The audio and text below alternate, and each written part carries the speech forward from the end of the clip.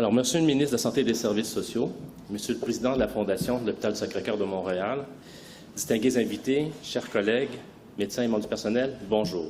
Je vais d'abord commencer par m'excuser pour le petit contretemps technique qu'on a eu pour commencer en retard. On est tous très contents de vous voir ici ce matin.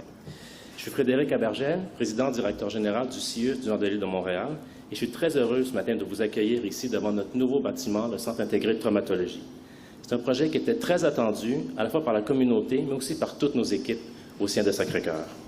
Je vais vous adresser la parole un peu plus tard, mais je vais commencer par céder le micro à M. Christian Dubé, ministre de la Santé et des Services sociaux.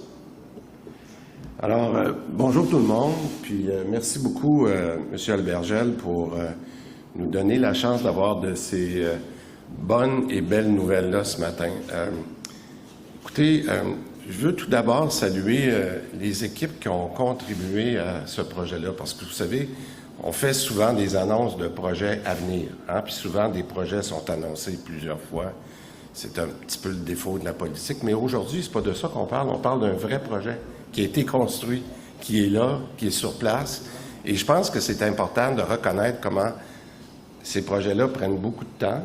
On va essayer d'arranger ça. Mais je veux saluer, entre autres, deux groupes de personnes. Premièrement, ceux qui ont été les visionnaires à ce projet-là. Je voyais tout à l'heure, je ne sais pas s'il est avec nous, le docteur Denis et son équipe. C'est des gens qui ont commencé à rêver de ça, ce centre, ce que je vais appeler intégré là, de traumatologie, avec ce que vous avez vu aujourd'hui ou ce que M. Alberger va expliquer. Mais d'avoir eu cette vision-là il y a plus de presque 15 ans, je pense que ça doit vous faire un petit velours aujourd'hui d'être dans le concret pour vous puis vos équipes.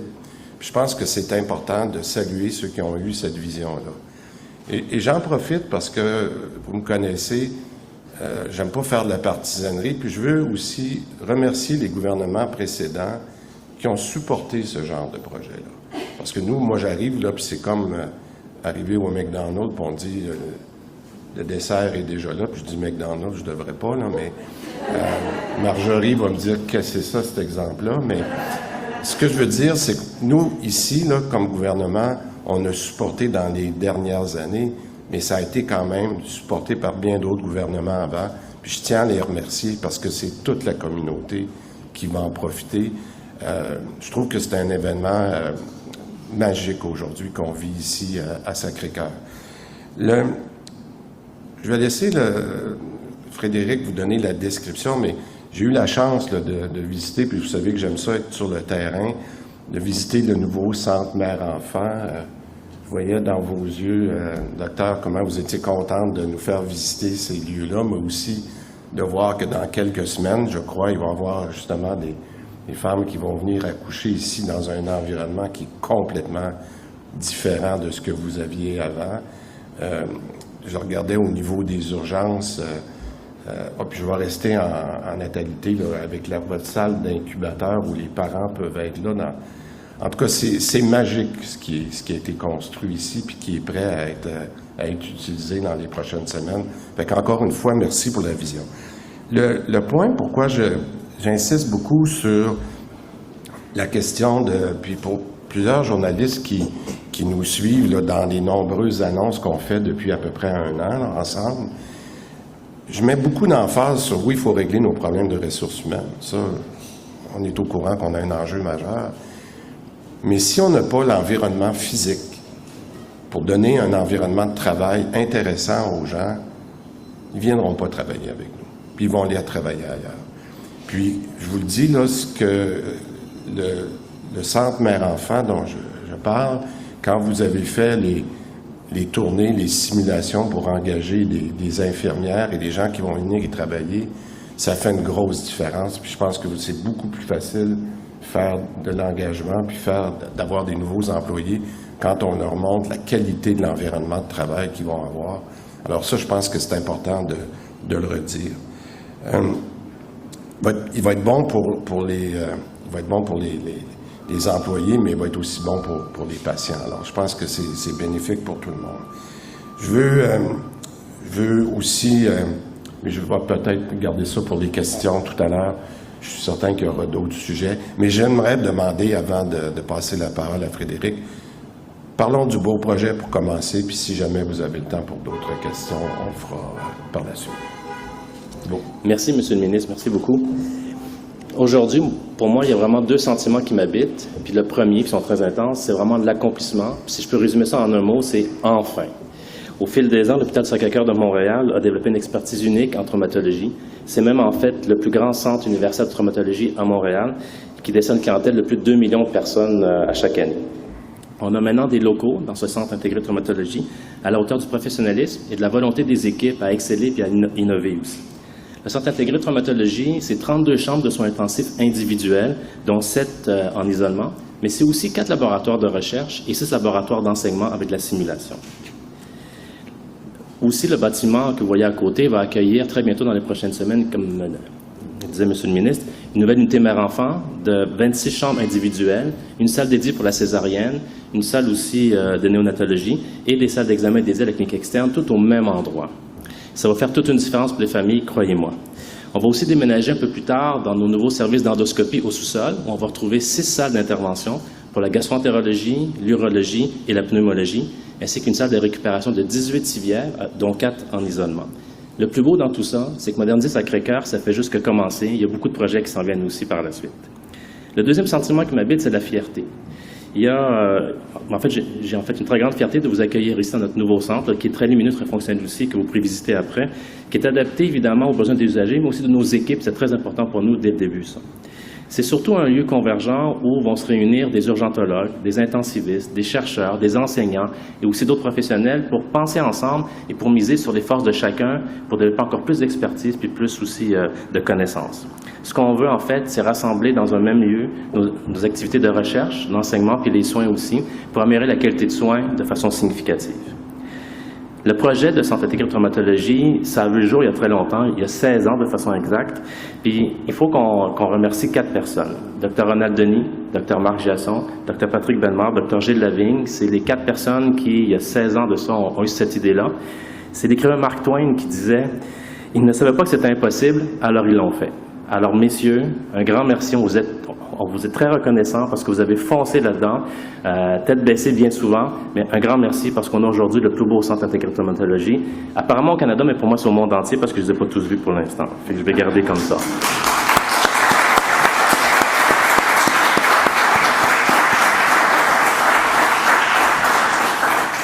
Je tiens à remercier aussi toutes les équipes du CIUS, tous les médecins qui ont participé depuis des années à ce grand projet-là de planification, puis à la construction aussi, et nos grands partenaires, d'abord la Fondation de l'Hôpital Sacré-Cœur de Montréal, merci beaucoup, à la SQI et au ministère de la Santé et des Services sociaux aussi qui nous ont supportés tout au long de tout le projet.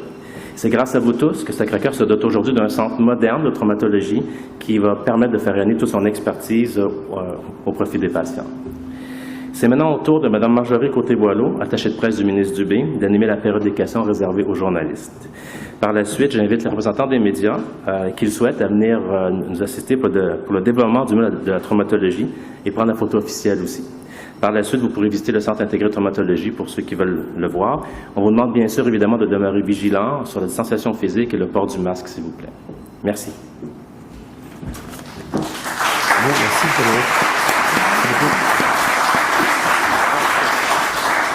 Merci. Alors, pour la période de questions, j'inviterai les médias à se présenter au micro.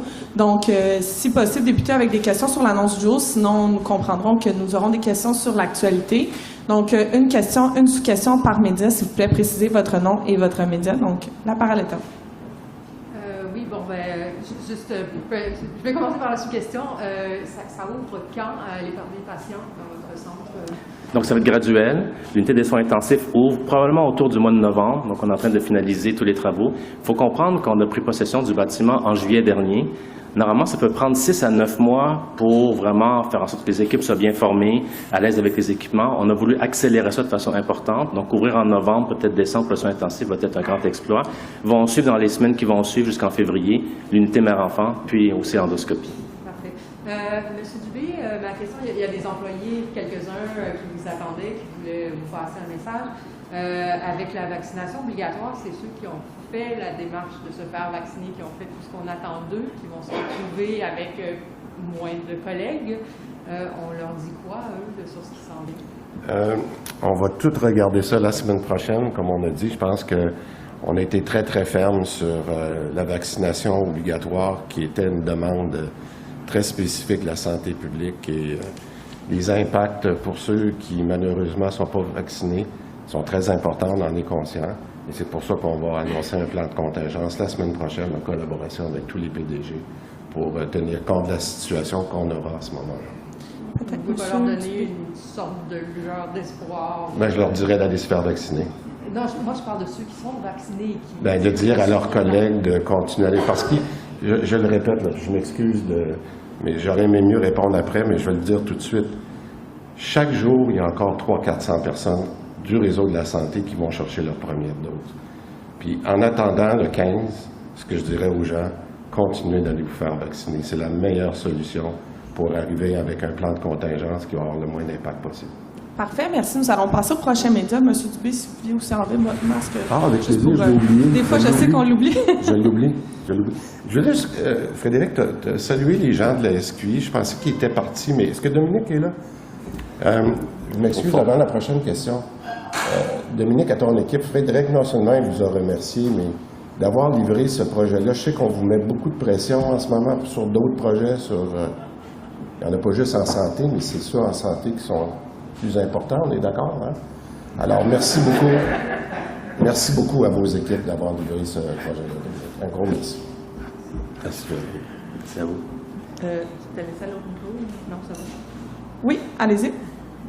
OK, ben, je vais y aller. Annie Guillemette, bonjour. Bonjour, Annie. Monsieur Bergel, éclairez-nous sur qu'est-ce que ça change dans votre vie, là, en nombre de places, en personnes que vous allez pouvoir soigner plus rapidement et plus aisément. Vous aviez combien de chambres de naissance? Vous aviez combien en soins intensifs, tout ça? OK. Bien, rapidement, en fait, il y a 3 secteurs. Je vais aller par le plus simple. Endoscopie, on ajoute 2 salles d'endoscopie sur ce qu'on a déjà à Sacré-Cœur. Ce qu'il faut comprendre, c'est qu'au-delà de traiter plus de patients, c'est qu'on va les traiter de façon plus, je dirais, plus agréable pour l'ensemble des équipes. Ce sont 3 secteurs qu'à Sacré-Cœur sont assez tassés, là, si je peux dire ça comme ça. La qualité des soins, elle est déjà là, puis les équipes sont déjà hautement compétentes, puis font tout ce qu'il y a à faire pour assurer la sécurité. Mais entre se coller et avoir de la place, ça peut faire toute une différence. Dans les soins intensifs, on a enfin 32 chambres individuelles, donc une chambre par patient. Quand vous allez visiter tantôt, là, vous allez voir la taille des chambres, c'est le jour et la nuit par rapport à maintenant, où dans une chambre similaire, on met parfois 2 patients, puis parfois 3 aussi. Donc, c'est de permettre à nos équipes de vraiment profiter pleinement de l'ensemble des lieux pour avoir vraiment des soins qui sont déjà sécuritaires, mais aussi plus agréables aussi. Donc ça, c'est numéro 1. Pour le centre mère-enfant, on ajoute quelques chambres par rapport à maintenant, donc quelques lits. La grosse différence, c'est que présentement, c'est la maman qui se déplace avec le bébé. Donc, elle va dans la salle d'accouchement, va dans sa chambre, et ainsi de suite. Alors que dans le nouveau centre, elle reste là. Ce sont nos équipes autour qui viennent là. L'obstétricien, pédiatre aussi pour voir l'enfant, les infirmières, puis ainsi de suite. Et donc, c'est beaucoup mieux pour les usagers aussi. On a eu des usagers qui ont participé à nos travaux aussi pour vraiment qu'on comprenne comment améliorer les lieux. Donc, le but, c'est vraiment d'avoir des environnements beaucoup plus agréables pour nos équipes et les usagers. Globalement, on n'aura pas beaucoup plus de patients a priori, mais ça, on dit tout le temps ça comme ça, puis dans 10 ans, ça va être beaucoup plus. Là, on est toujours comme ça. Mais c'est principalement ça que l'on voulait regarder. On a des lieux extrêmement vétustes d'un point de vue fonctionnel. Merci. Monsieur Dubé, je vous ramène sur la vaccination obligatoire. On apprenait ce matin, on a reçu plusieurs courriels de gens DPJ Drummond, entre autres, là, c'est un exemple, qui devaient recevoir une lettre de congé sans solde pour le 16 octobre, qui ont plutôt reçu une lettre de télétravail pour le 16 octobre, parce qu'en clair, on ne peut pas se passer d'eux. C'est, je pense, assez contraire à ce que vous vouliez et à votre directive aussi.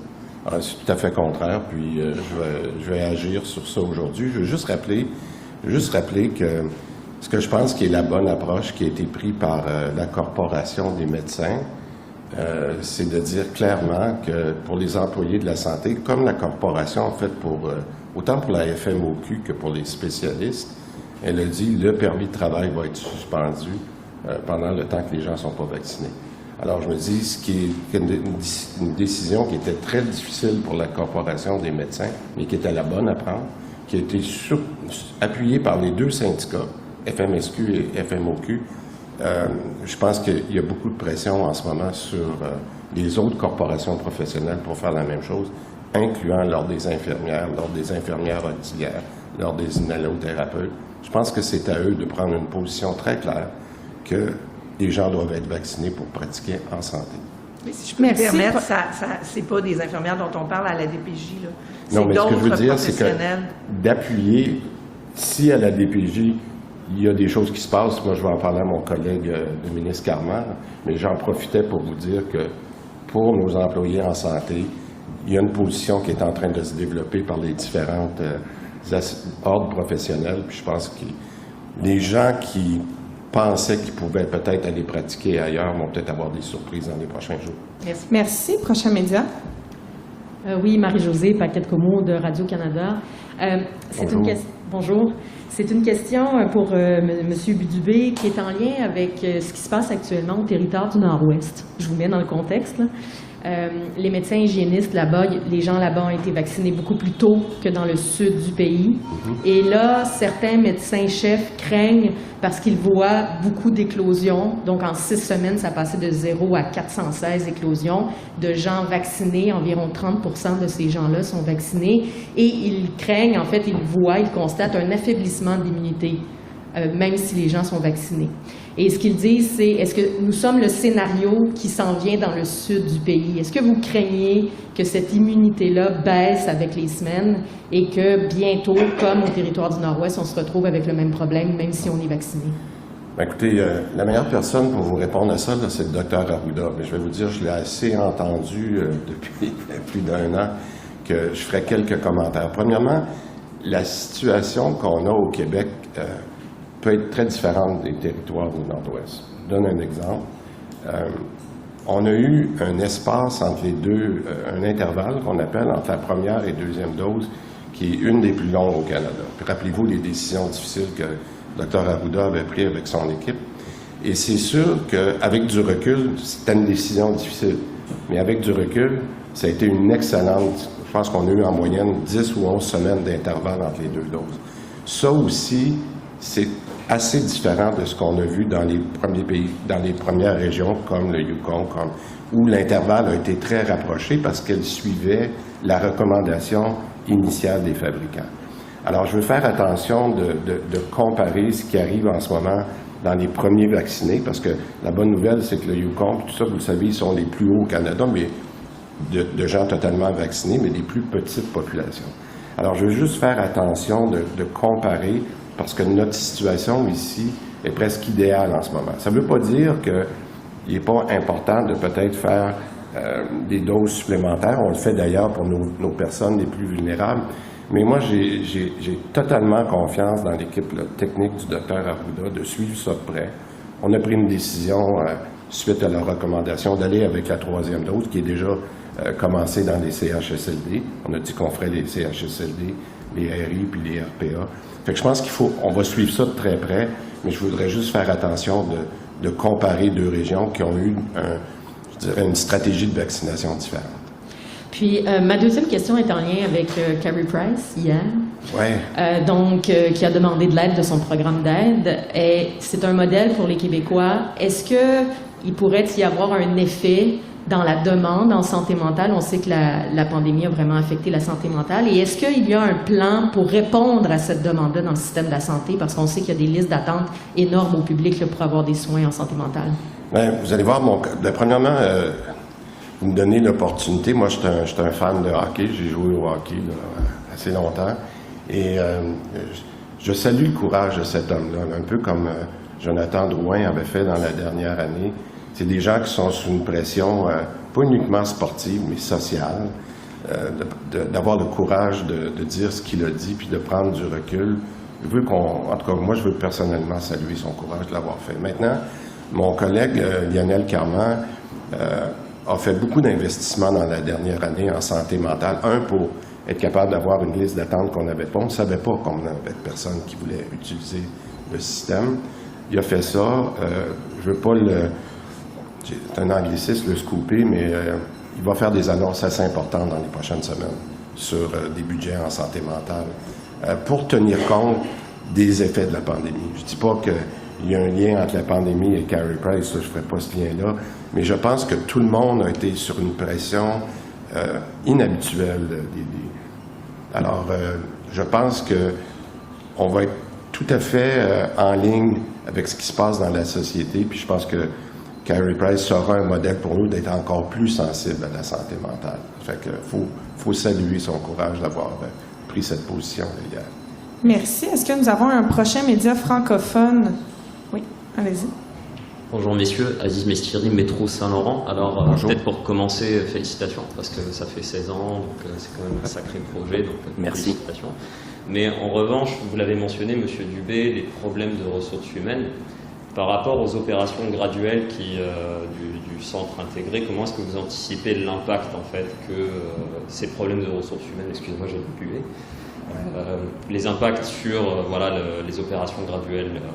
Je vais laisser spécifiquement M. Albergel répondre à ça, mais il y a une chose que je voudrais vous dire, puis je ne veux pas me répéter, là, mais j'ai eu la chance de voir nos plus beaux centres hospitaliers là, dans la dernière année, le CUSUM, le CHUM, qui avaient eu des investissements majeurs, et on a vu comment ça a un pouvoir attractif sur le personnel. C'est majeur, je vous le dis, et juste quand j'entendais le centre de mère-enfant, on le voit, là, les gens nous l'ont dit, ça fait déjà une différence. Alors ça, pour moi, c'est important. Il n'y a pas juste un enjeu mais j'aimerais ça que Frédéric réponde. Mais la deuxième chose que je vous dis, c'est pour ça qu'on a annoncé un programme de ressources humaines. Il y a 10 jours, un petit peu plus que 10 jours, parce qu'on le sait qu'il faut faire les deux. Il faut leur donner un bon environnement, mais il faut leur donner des conditions où l'équilibre travail-famille. On a discuté tout à l'heure beaucoup d'idées qui sont là. Puis je salue le travail de M. Albergel d'être capable d'être en avant de la parade sur des nouvelles méthodes. Je l'ai vu comment il a été créatif dans la vaccination. Puis je l'ai toujours dit que c'est nos jeunes PDG comme ça qu'on doit supporter parce qu'ils sont là pour innover. Mais je vais les laisser répondre spécifiquement sur l'enjeu ici. Merci, M. le ministre. En fait, il y a 2 semaines et demie, on a fait une journée porte ouverte pour l'unité mère-enfant. Et on avait une centaine de personnes qui sont venues, puis le but était vraiment de recruter des infirmières. On a quand même recruté la journée même une vingtaine d'infirmières. On est monté à presque 30 dans les jours qui ont suivi. Comme disait M. le ministre, c'est certain que les lieux ont un impact important. On a la chance à Sacré-Cœur, entre autres, d'avoir des équipes engagées, motivées, qui veulent travailler avec nous puis qui travaillent très bien. Mais c'est certain que quand on améliore de façon importante les lieux, ça permet d'attirer une nouvelle main-d'œuvre. Il y a beaucoup des jeunes infirmières qui étaient là. C'est même des étudiantes qui venaient ici. C'est aussi des infirmières qui venaient un peu malheureusement pour être recrutées pour d'autres secteurs de notre SUS, mais qui finalement vont venir en mère-enfant. Mais c'est un beau plus pour nous parce que ces milieux-là que vous avez visités tantôt sont très attirants pour les infirmières. Donc ça a été une belle journée pour nous. Si vous me permettez, en guise de complémentaire, donc vous anticipez que la qualité bonifiée des locaux va améliorer les conditions de travail et donc attirer le personnel? Définitivement, tout à fait. Parfait. Merci. Merci. Prochain média.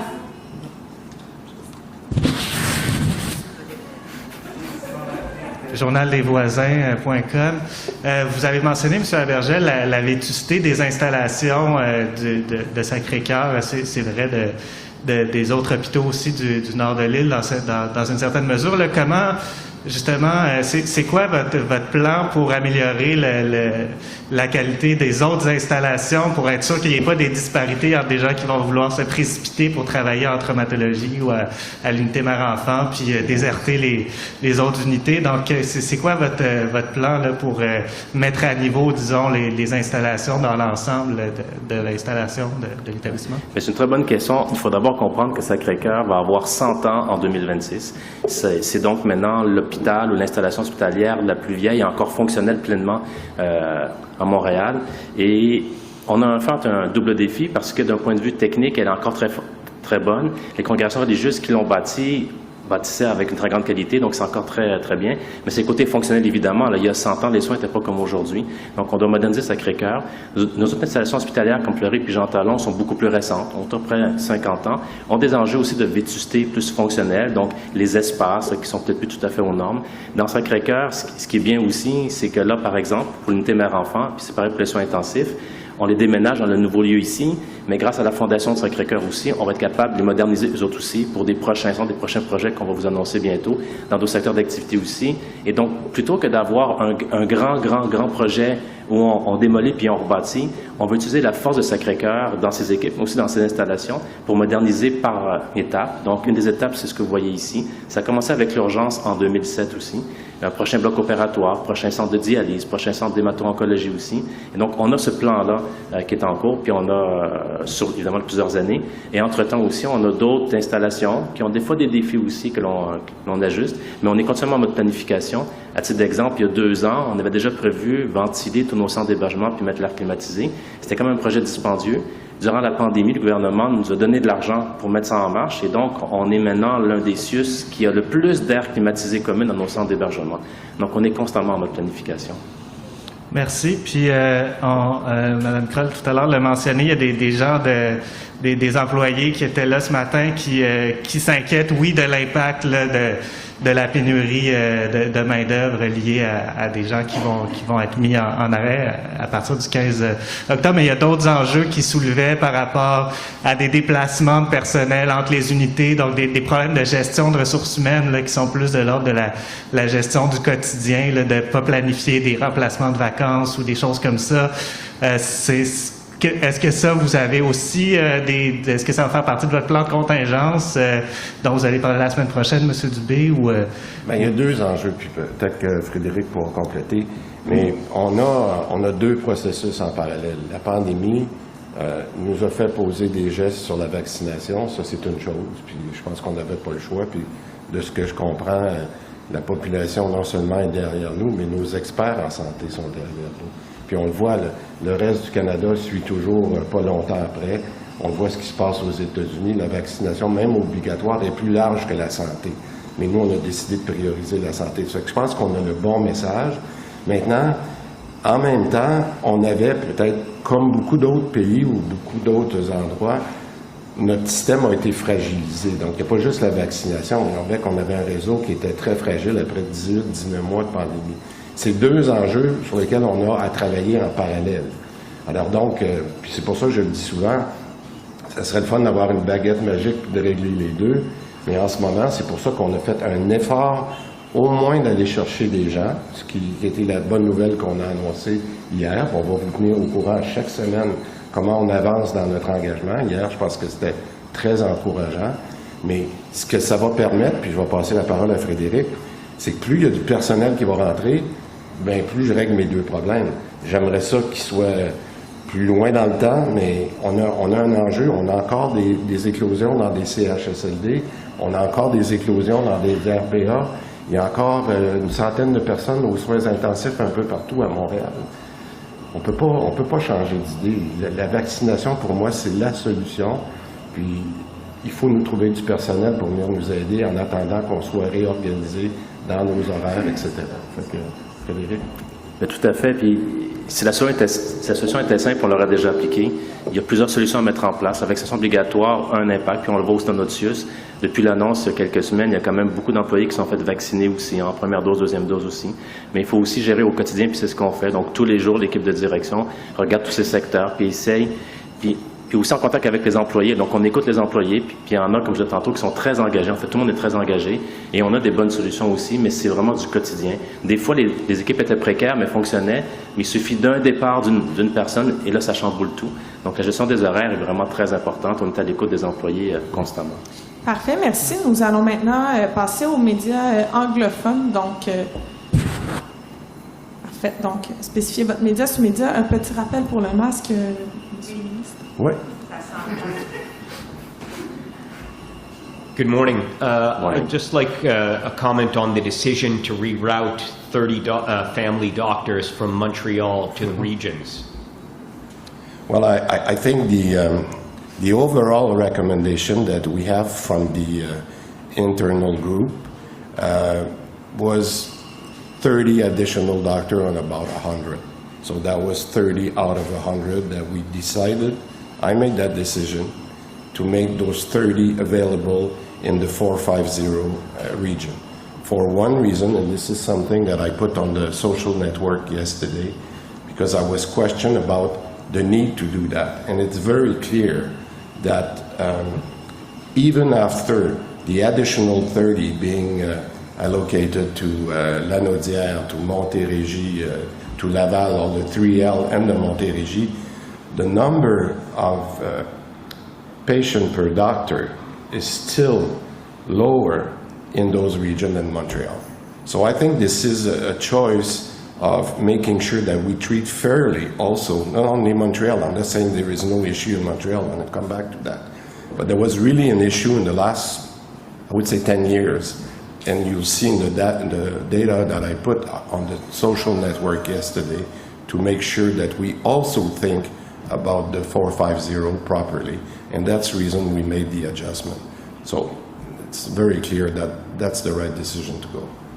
You said you were going to come back to the Montreal example? Montreal is very clear, and this is the reason we are in discussion with the generalist, the Omni, is that their rate of taking charge of number of patients is not sufficient. So it's not only a question of adding doctors, it's a question of taking more patients per doctor, and this is specific also to the Montreal area. Some people are accusing this of being a political decision, saying this is an area that voted overwhelmingly for you in the 2018 election, and so they think that this is playing politics. Well, I'll say one thing. If taking care of the people on 450 is political, this is a political decision. I'll be very clear. We need to treat every Quebecers the same way, and when I have statistics that prove that there are less doctors in those regions and they should be treated as fairly as any other citizen in Montreal or elsewhere, I'll make those decisions. Dernière question en anglais. Well, I think my colleague has another question. Je pensais qu'il n'y avait pas d'autres médias, mais à ce moment-là, rapidement, monsieur. I just want to know because your government is still a little bit short of your target, which was to have 83% of Quebecers with a family doctor. I think you're about 2% low. Yeah. So why are you still low in your target? How did you guys miss your target? Well, I think if you ask the doctors, if you ask the Omni, they'll tell you there was a pandemic.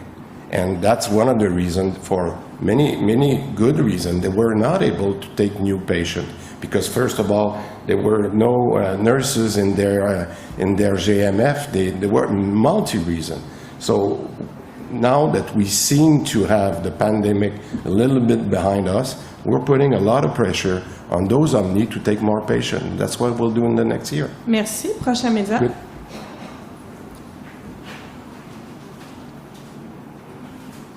Okay.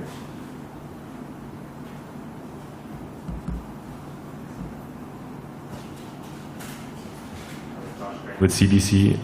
Also a question, I'll start first with the sujet du jour. If you could just walk me through in English what is so unique about this new center here, how it's going to help the population in Montreal North and throughout Montreal, and just a bit of the details. You mentioned trauma care, research, as well as a mother-child center.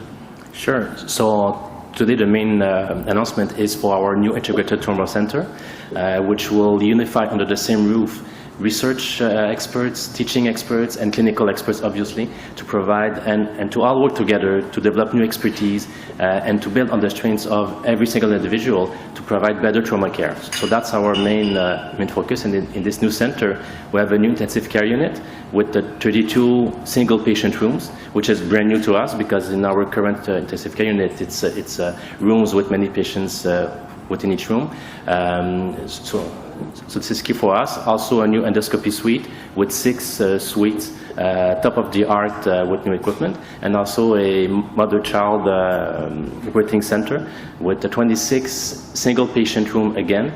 And what's new in this compared to our current unit is that the mother will stay within the room throughout the whole process, while right now she has to go through many different steps. And so there's a big improvement, and when you visit later, you will see that it's almost like a hotel room, basically, for the mother and the child also. So big improvement, brand new equipment also, bigger space, obviously, which the teams love already.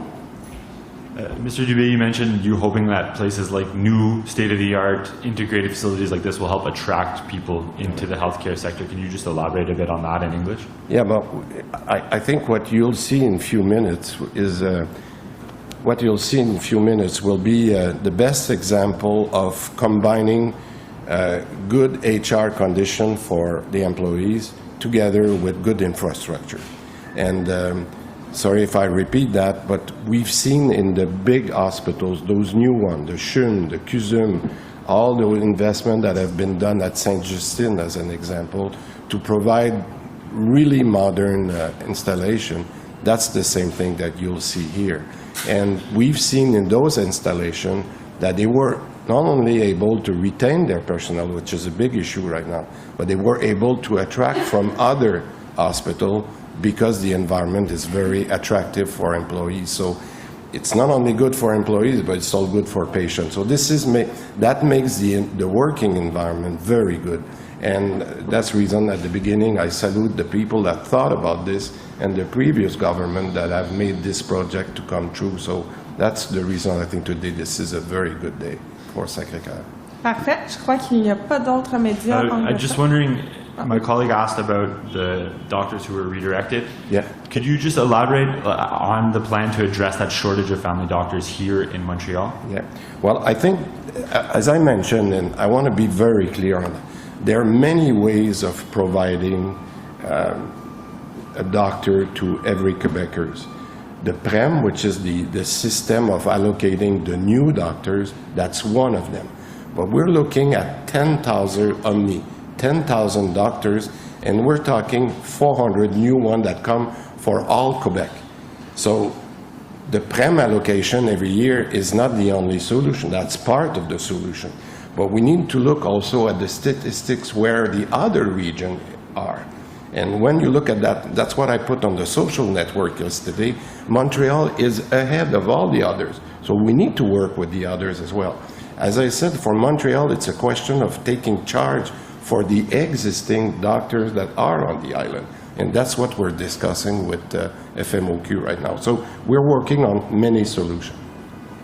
Okay. Et un dernier média anglophone, après ça, nous allons quitter.